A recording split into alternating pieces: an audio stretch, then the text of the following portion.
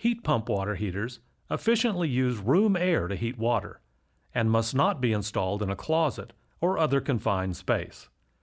A room size of at least 750 cubic feet is recommended for efficient operation. The room air should be free of flammable vapors, chemicals, dust, or lint. Heat pump water heaters also produce condensation, just like an air conditioner, and this condensation must be drained properly. Before removing the old water heater, first turn the circuit breaker marked water heater off. Some homes have fuses that must be removed. Because circuit breakers can be mismarked, always check the incoming power with a voltmeter or circuit tester before working on the circuit. Open a hot water faucet and let the hot water run until it's cool.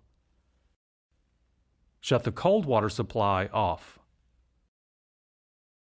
Connect a garden hose to the drain valve.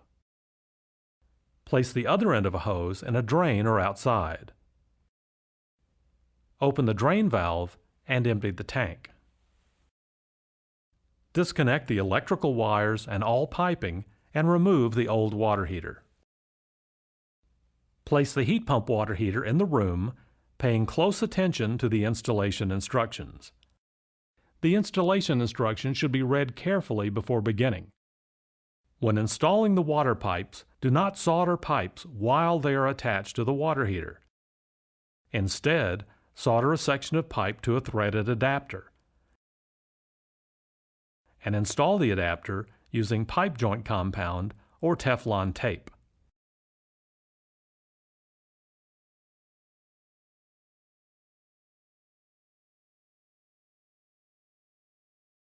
Cool the pipe with wet rags if solder connections are needed. Because water expands when heated, we recommend adding a thermal expansion tank. Many local codes now require thermal expansion tanks. Attach the discharge pipe to the water heater according to the installation instructions. This pipe is attached to the temperature and pressure relief valve, which is an important safety device. If the temperature and pressure relief valve drips, install a thermal expansion tank and check your home's water pressure. The correct pressure should be between 50 and 60 pounds per square inch. Do not cap or plug the discharge pipe. Turn the cold water supply on and check for leaks. Almost all leaks are due to improper connections, not a tank leak. Open a hot water faucet until the water runs full to let air out of the tank. Next, attach the condensate drain lines. These two drain lines should slope to a floor drain or outside. In some installations, such as basements, you may need to install a condensate pump.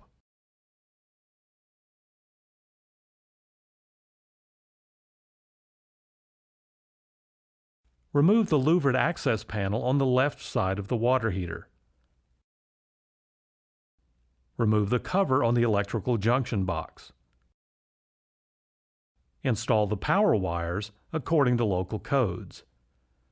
Make sure that your home's green or copper ground wire is connected to the unit's green ground wire. Replace the cover on the electrical junction box. If you are using a condensate pump, refer to the installation instructions. A control wire can be connected to the condensate pump to shut off the heat pump if the condensate pump fails. Reinstall the louvered panel. Also reinstall the air filter. Make sure every item on the installation checklist has been followed. Turn the circuit breaker back on. The button on the front of the water heater should display a red light.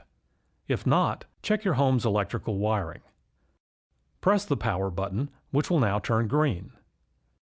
Next, press the efficiency button. The heat pump water heater will begin a diagnostics check that will take about 8 minutes.